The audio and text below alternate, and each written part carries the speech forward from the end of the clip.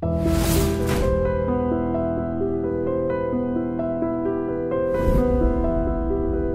స్వర్ణజిత్ సింగ్ కేసులో పిల్లల విక్రయాలు జరిగినప్పుడు ఆమెను అరెస్ట్ చేయడం కూడా లేట్ జరిగింది. తర్వాత తప్పని పరిస్థితుల్లో ఆమెను అరెస్ట్ చేశారు. ఆ కేసు ఇప్పుడు వాడు ఏమైందనంటే, ఇప్పుడు ఒక్కటి దానికి ముందు ముందుగా మనం ఒకటి మాట్లాడుకోవాలి. నాలో నార్మల్గా ప్రజలకు తెలిసింది మనకు చట్టాలలో ఉన్నది కొంత వేరుగా ఉంటుంది. చట్టంలో ఉన్నదంతా మీరు ఎక్స్పర్ట్స్ అడ్వకేట్లకే సరిగ్గా తెలియదు. ఆ ఇష్యూ వచ్చినప్పుడే చదువుతాం. అవును, కొంతమందికి సరే బృహస్పతులు ఉంటే తెలుస్తుంది, చాలామందికి అది వచ్చినప్పుడే చదువుతాము, అది పడిపోతుంది ఉంటుంది. ప్రజలకి ఏం తెలుస్తుంది చెప్పండి, తెలియదు, అవేర్నెస్ తక్కువ. ఏమైందంటే ప్రతి దానిలో అరెస్ట్ చేయాలని అసలు చట్టం ఇక్కడ లేదు. ఇది గమ్మత్ ఏంటంటే అరెస్టు క్రైమ్ బుక్ గానే అరెస్ట్ చేయమని ఎక్కడ చట్టంలో లేదు. ఎక్కిజుడు పారిపోతాడన్న కానీ సాక్షులు తారుమారు చేస్తున్నప్పుడు ఉంటాయి మనకు. వాడు జ్యూరిడిక్షన్ వదిలి పారిపోతాడు, సాక్షులు బెదిరిస్తాడు, సహకరించడు, సాక్షులని ఇన్ఫ్లుయెన్స్ చేస్తాడు, సాక్షులను రేపు మేనేజ్ చేస్తాడు. ఇట్లాంటివన్నీ లేకపోతే కోర్టు జ్యూరిడిక్షన్ దాటి లేదా దేశం దాటి రాష్ట్రం దాటిపోయి ఈ ట్రయల్కు సహకరించడం వాడు రాడు అని మళ్ళీ కనుక్కోవడం కష్టమవుతుంది. ఇవన్నీ ఉన్నప్పుడు అరెస్ట్ చేయమనేది కథ. కానీ మనకి ఏంటంటే ఈ సామాజిక పరిస్థితుల వల్ల పీపుల్ యొక్క వాళ్ళ మైండ్ సెట్ని వాళ్ళ ఆవేశాన్ని కొంత చల్లార్చడానికి పోలీసు వాళ్ళకి అరెస్టులు తప్పట్లేదు. అది ఆర్డర్ ఆఫ్ ది డే అయిపోయింది. ఇక క్రైమ్ అంటే అరెస్ట్ అంటే బెయిల్ అంటే షూరిటీ. ఇది మనకు ఏమంటే ఒకటి ఇక ఇది అయిపోయింది. కానీ అట్లా లేదు. కాబట్టి అరెస్ట్ ఎప్పుడు చేయాలని డిస్క్రిప్షన్ ఆఫ్ పోలీస్ ఆఫీసర్. అది ఇప్పుడు ఈ సేన్ గారి ముచ్చట తీసుకుందాం. ఫర్ ఎగ్జాంపుల్ వారి హస్బెండ్ ఒక అడిషనల్ డైరెక్టర్ జనరల్ ఆఫ్ క్యాడర్లో ఉన్నాడు. ఆయన అప్పటికే వేరే ఫైర్ సర్వీసెస్లో ఉన్నాడు. Fire service. ఒక ముస్లిం డీజీ గారేమో సిబిసిఐలో ఉన్నాడు. వాళ్ళిద్దరి బ్యాక్గ్రౌండ్ ఏంటంటే ఇద్దరు మిలిటరీలో పనిచేసి వచ్చారు. మీకు చూడండి ఎట్లా ఉంటుంది. బాసిత్ గారు M A Basit, yes correct. Basit గారు సేన్ గారు ఇద్దరు కూడా పూర్వాశ్రమంలో మిలిటరీలో పనిచేసి తర్వాత ఇటు వచ్చారు. అంటే కొన్ని మనకు తెలియకుండానే ఆ సర్కమస్టెన్సెస్ అట్లా వస్తాయి. ఇద్దరు బాసిత్ పనిచేశారు. ఈయన సిబిసిఐలో ఉన్నాడు బాసిత్ గారు. ఈయన ఆయన ఫ్రెండ్ పూర్వాశ్రమం. సేన్ గారి భార్య అక్యూజ్డ్. సిబిసిఐడి ఇన్వెస్టిగేట్ చేస్తుంది కేసు. కాబట్టి డిలే అయిపోయారు ఎవరంటే బాసిత్ గారు సేన్ గారి ఫ్రెండ్ కాబట్టి నేనేమంటానంటే, నేను కరెక్ట్ అనట్లేదు, తప్పు అనట్లేదు, నేను ఊరికే చెప్తున్నాను మీకు. నేనేమంటానంటే ఇప్పుడు ఒక అడిషనల్ డీజీ గారి భార్య ఎక్కడికైనా పారిపోదు కదా, పారిపోదు. తర్వాత ఆమె బహుశా బాసిత్ గారి దృష్టిలో ఐఓ దృష్టిలో కోఆపరేట్ చేస్తుంది కావచ్చు ఇన్వెస్టిగేషన్కి. ఎందుకు మనం అరెస్ట్ చేయాలని అనుకుని ఉండొచ్చు. కారణం ఏదైనా కావచ్చు అంటే కొంత డిలే జరిగిన మాట వాస్తవం. ప్రజాభిప్రాయానికి మన్నించో భయపడో అరెస్ట్ చేశారు. యాక్చువల్లీ ఏమైందంటే నేను అప్పుడే అరెస్ట్ అయ్యాను. అది ఒక విధంగా అది నాకు విధానంలో లేకపోతే నా దౌర్భాగ్యం వల్ల తెలియదు. ఈ రోజు పేపర్లో న్యూస్, రోజు మేజిస్ట్రేట్ గారు ఆమె డిమాండ్ చేశాడు, మేజిస్ట్రేట్ గారు ఈయన డిమాండ్ చేశాడు, ఆయన పొద్దున్నే పోలీస్ ఆఫీసర్లను మేజిస్ట్రేట్ గారు ఇట్లా తిట్టాడు అని ఉన్నాడు న్యూస్. మొన్న ఏమైందంటే ప్రత్యూష కేసులో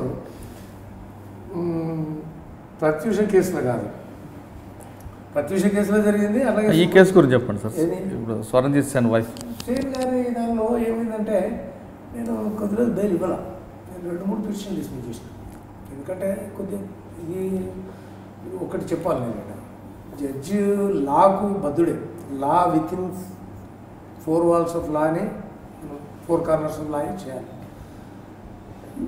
ఈ మధ్యకాలంలో మీడియా బాగా యాక్టివ్ అయిపోయి సోషల్ మీడియా అంతా వచ్చిన తర్వాత కొంత ప్రజాభిప్రాయాన్ని కూడా జడ్జెస్ మాకు తెలియకుండానే కొంత మన్నించాల్సి వస్తుంది. అంటే మీరు స్వర్ణజిత్ సింగ్ భార్య కేసులో అనితా సేన్కి రిమాండ్ చేసి 14 రిమాండ్ చేశారు. జనరల్గా ఆ కేసులో ఫస్ట్ అరెస్ట్ అవ్వగానే బెయిల్ పిటిషన్ మీ దగ్గరికి వస్తుంది. మీరు బెయిల్ యాక్సెప్ట్ చేయలేదు, బెయిల్ తిరస్కరించారు. 2-3 సార్లు యాక్షన్ చేసిన తర్వాత బెయిల్ చేశారు. అంటే అక్కడ ఉన్న ఆ మీడియాలో ఒత్తిడి వల్ల, పొలిటికల్ ఒత్తిడి వల్ల ఈ ప్రెజర్కి బెండ్ అయ్యారా లేదా? నేను అదే చెప్తున్నాను మీకు. అట్లాంటి పరిస్థితుల్లో ఉన్నాయి, అలా కొంత ఇన్ఫ్లుయెన్స్ చేస్తున్నాయని కానీ అప్పుడు ఆ కేసులో మాత్రం Anita Sen there was a wonderful evidence. అప్పటికి సిబిసిఐడి వాళ్ళు అంతకుముందు రెగ్యులర్ పోల్ చేసి సిబిసిఐడి ట్రాన్స్ఫర్ అయింది.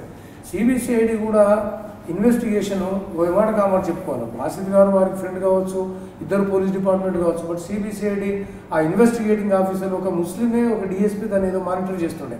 అడిషనల్ ఎస్పీ క్యాడర్ ఏదో ఉండే, ఆయన తర్వాత రిటైర్డ్ ఏదో పేరుంది. తర్వాత ఇంకొక ఇన్స్పెక్టర్ క్యాడర్ చాలా మంచి ఇన్వెస్టిగేషన్ చేశారండి, బ్యూటిఫుల్ ఇన్వెస్టిగేషన్. ఎక్కడెక్కడికి పోయారు, తండాల్లో పోయారు, ఆ తండాల్లో ఆ పిల్లల్ని అమ్మినట్టు, అమ్మినోళ్ళని, తల్లిదండ్రుల్ని, పక్కోల్ని అట్లా చాలా తీసుకొచ్చారు ఎవిడెన్స్. సో తర్వాత వండర్ఫుల్ ఎవిడెన్స్. తర్వాత ఇవన్నీ పెట్టుకొని నేను 2 సార్లు 3 సార్లు డిస్మిస్ చేశాను. CBCID also they filed a counter every time opposing the bail. Bail oppose చేసిన వాళ్ళు కూడా truth and nail CBCID opposed. మరి బాసిత్ గారు అంత సేన్ గారి ఫ్రెండ్ అయితే లీగల్ డిపార్ట్మెంట్ చెప్పి వయా మీడియా ఏదో రాసి వదిలేయండి అయ్యా, we leave it to the court అంటే వదులుతుంది, ఆయన ఇస్తాడో ఏడో చూసుకోవచ్చు అనొచ్చు కదా. బట్ బాసిత్ గారు బహుశా కేర్ఫుల్, ఆయన ఇంటర్ఫియర్ అయ్యి ఉండడు, అసలు ఏం మాట్లాడుంటాడు. లీగల్ డిపార్ట్మెంట్ వాళ్ళు చాలా స్ట్రాంగ్ కౌంటర్ రాశారు. సో స్ట్రాంగ్ కౌంటర్ అపోజిషన్ వాళ్ళు రీజన్ చెప్పారు. సార్ ఒక డీజీ గారి భార్య ఆమె, ఇప్పుడు ఆమెను కనుక మీరు బెయిల్ ఇచ్చారనుకోండి, there is every possibility of influencing the witnesses అని వాదన పెట్టారు. దానికి కారణాలు కూడా వాళ్ళు చూపెట్టారు, వాళ్ళు కన్విన్స్ అయ్యాని బెయిల్ డిస్మిస్ చేశారు. మరి ఏం జరిగిందో ఫైన్ మార్నింగ్ తెలియదండి. ఒక 3వ బెయిల్ పిటిషన్ అనుకుంటా, ఇఫ్ ఐ రిమెంబర్ కరెక్ట్, నేను డిస్మిస్ చేసినాను. మళ్ళీ ఒక 5 రోజులకు 6 రోజులకు మళ్ళీ బెయిల్ పిటిషన్ వేశారు. ఉమామేశ్వరరావు గారు అని ఇప్పుడు సీనియర్ అడ్వకేట్ వాళ్ళు, చాలా ఇది వారే చూసేవారు అప్పుడు, ఆయన మళ్ళీ బెయిల్ పిటిషన్ వేశారు. సరే రొటీన్, నాకు ఎన్ని బెయిల్ పిటిషన్ వేసినా ఇంత తొందరగా ఎందుకు వేసామని అనడానికి అధికారం లేదు. నంబర్ ఇచ్చాం, నోటీస్ ఇచ్చాం, సిబిసిఐడి వాళ్ళకి నోటీస్ ఇచ్చిన తర్వాత పీపీ గారు ఆర్గ్యుమెంట్ పెట్టుకుంటే, పీపీ గారు రెగ్యులర్ మా దగ్గర చేసే పీపీ కాకుండా ఇంకో ఆఫీస్లో కొంతమంది ఉన్నాడు లీగల్ డిపార్ట్మెంట్ ఉంటే, అంతకన్నా సీనియర్ ఒక ఆయన కూడా వచ్చాడు, ఒక లేడీ పీపీ గారు వచ్చారు. వచ్చి చాలా ప్రశ్నలు స్ట్రేంజ్గా ఆర్గ్యుమెంట్ మొత్తం రివర్స్లో చెప్పారు. 5 రోజుల కింద కౌంటర్ ఏమో చాలా తీవ్రంగా ఉంది, ఆర్గ్యుమెంట్స్ చాలా స్ట్రాంగ్ ఉన్నాయి. ఈ 5 రోజుల్లో మార్పులు ఏం జరగలేదు, ఎవిడెన్స్ అట్లాగే ఉంది, అంతట్లో ఉంది. వచ్చి మాకేం అబ్జెక్షన్ లేదన్న రీతిలో ఆర్గ్యుమెంట్ చెప్పారు. నేను కొద్దిగా సీరియస్ అయ్యాను. If you report no objection, I have nothing to do with it as a judge. You tell your argument. But the only question is, 5 days back, your argument was something else. Tooth and nail you opposed the bail, and the bail petition was dismissed. And during this 5 days period, nothing new has come. No changed circumstances. No evidence in favor of the victim. Accused. Then what made you to tell this argument? అంటే కొద్దిగా నీళ్ళు ఉండడం, my instructions are so sir your honour, my instructions are to tell this argument. So నేను చెప్పాను, ఇది రేపు 5 రోజుల కింద నేను బెయిల్ పిటిషన్ని ఇంత కారణాలు డిస్మిస్ చేసి ఇప్పుడు బెయిల్ ఇస్తే నేను గ్రౌండ్స్ రాసుకుంటే ఏం రాసుకోవాలా? నువ్వు ఇలాగ అన్నవని రాసుకోవాలి. నువ్వు రేపు పొద్దున నేను ఇలాగ అనలేదంటే ఏంటి? అందుకోసం PP you do one thing, I will postpone the matter to the adjourn the matter to the after lunch. You take instructions. Whatever you are at liberty to learn it. Meeku nenu itla cheppu endukani adhikaram naaku ledhu. You report an objection, but you put it in writing. You file a counter lo admit you. We have no objection to grant bail andi iyala court chusukuntaru ani chepte koddisepu batlaadukunnadu. Nenu vinaledu, pakku varinchanu. మొత్తం 2:33 o'clock అయితే final counter. అంటే ప్రజలు తట్టుకోలేక మనకు తెలియదు, reporting no objection. Okay, legal next మీరు bail ఇచ్చారు. Legal cell chief ఉన్నప్పుడు ఒక డిస్ట్రిక్ట్ జడ్జి గారే లీగల్ సెల్ డెప్యుటేషన్ ఉంటారు కదా, వారి ఇన్స్ట్రక్షన్ తీసుకొని కౌంటర్ రాశారు, నో అబ్జెక్షన్ రాశారు. సో నో అబ్జెక్షన్ రాసిన బెయిల్ ఇచ్చారు. వైషుడే ఇక అప్పటికే 3 నెలలు ఎంతో ఉందా అని. అవును. సో వాళ్ళే ఒప్పుకుంటున్నారు, ఎవిడెన్స్ అంతా అయిపోయింది, ఇన్వెస్టిగేషన్ ఆల్మోస్ట్ కంక్లూజన్కి వచ్చేసింది, ఆమె లోపల ఉండటానికి మాకు అవసరం లేదని క్లియర్గా రాశారు. Why should I? Bail was granted. Okay, ఇంకా అక్కడి నుంచి నెక్స్ట్ దగ్గరికి వెళ్ళారు. సో అక్కడ ప్రత్యూష కేసు అండి, అది కొద్దిగా సెన్సేషన్ జరిగిన మాట వాస్తవం. ఇంటర్మీడియట్ కుంభకోణం కేసు అప్పుడు గుంటూరు, వరంగల్, కాకినాడ, అప్పుడు ఇంటర్మీడియట్ కుంభకోణం కేసు ఉండే, పేపర్ లీకేజ్ కేసు, అది కూడా నేనే ట్రై చేసినాను. బట్ జడ్జిమెంట్కి వచ్చేవరకు నేను ట్రాన్స్ఫర్ ప్రమోషన్ వచ్చి వెళ్ళిపోయాను. అదంతా చాలా లెంతీ ఎవిడెన్స్, చాలా కష్టపడేదంతా చేసిన. అందులో ఉమామేశ్వరరావు, సురేందరు, చాలా పెద్ద అడ్వకేట్లు వచ్చారు. నేను అక్కడి నుంచి on promotion I was posted to Vikarabad as a senior civil judge. There I work for 4 years. అంటే 3 years ట్రాన్స్ఫర్ కావాలి. నార్మల్గా ఏంటంటే ఏప్రిల్లో ట్రాన్స్ఫర్ చేస్తారు. హైకోర్టు కొన్ని గైడ్ లైన్స్ ఉంటాయి. జూన్ వరకు ఏదో అప్పుడు జూను జూలై వరకు ట్రాన్స్ఫర్లు అయిన వాళ్ళందరినీ 3 ఏళ్ల కింద లెక్క కడదామని. మేము జూలై 1st అయ్యాం కాబట్టి హైకోర్టు వారు ఏమన్నారంటే జూన్ లోపలికే 3 ఏళ్ల కింద లెక్క అంటే అప్పుడు ఒక 1 year మా బ్యాచ్ కంతా extension. So that I work there for 4 years. And నాకు జ్యుడిషియల్ ఆఫీసర్గా ఒక మెమరబుల్ స్టేషన్ వర్క్ ఆస్పెక్ట్లో కాదు, ఎందుకంటే సీనియర్ సివిల్ జడ్జి కాబట్టి సివిల్ క్రిమినల్ 2 ఉంటాయి అక్కడ. సో 2 చేసినాను. బార్ కూడా మంచిది, లిమిటెడ్ బార్. ఇప్పుడు 42 మంది అడ్వకేట్లు ఉండేవాళ్ళు, సీనియర్లు ఉన్నారు. కంప్లైంట్ నేచర్ బార్ కాదు అది. ఒకరిద్దరు ఎక్కడ ఉంటారో అది వదిలేయండి, మంచి బారు, సిటీకి దగ్గరలో. నేను అడిగినాను కూడా అదే, ఏదో నేను భార్య పిల్లలు ఇక్కడ పెట్టుకున్నాను సార్, పిల్లలు చదువుతున్నారు కాబట్టి నాకు సంగారెడ్డి కానీ వికారాబాదు భువనగిరి అడిగాను.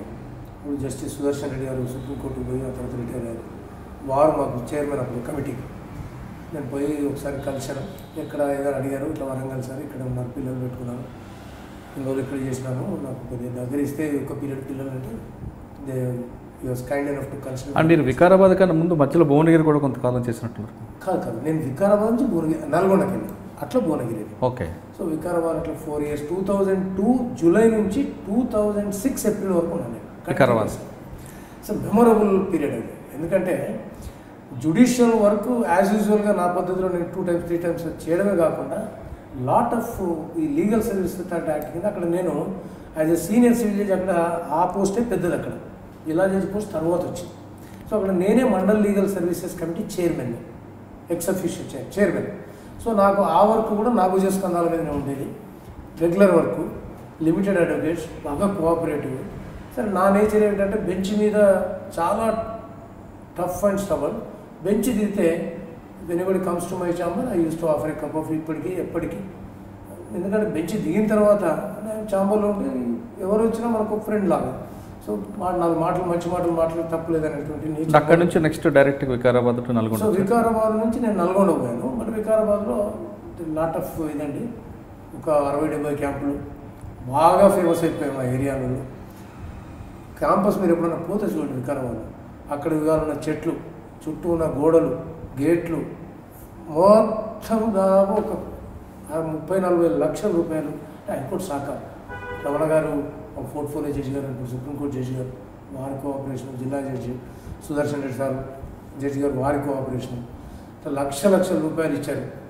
లోకల్ R&B డిపార్ట్మెంటు, వీళ్ళందరూ పోలీసు, రెవెన్యూ, వీళ్ళందరి సహకారంతో ఆ క్యాంపస్ డెవలప్మెంట్ కాదు, బాగా పూర్ ఏరియా ఆర్థికంగానే కాదు, ఇదను దాని విషయంలో కూడా చాలా వెనుకబడింది. చాలా అవేర్నెస్ చేసాం అక్కడ, చాలా వండర్స్ వీ హ్యావ్ క్రియేటెడ్. అంటే ఇది ఒక పెద్ద సబ్జెక్ట్ అనుకోండి, చాలా చేసినాం. అక్కడి నుంచి నేను ఐ వాజ్ ట్రాన్స్ఫర్ టు నల్గొండలో నేను ఒక 1 year 7 months అయితే చేసినాను.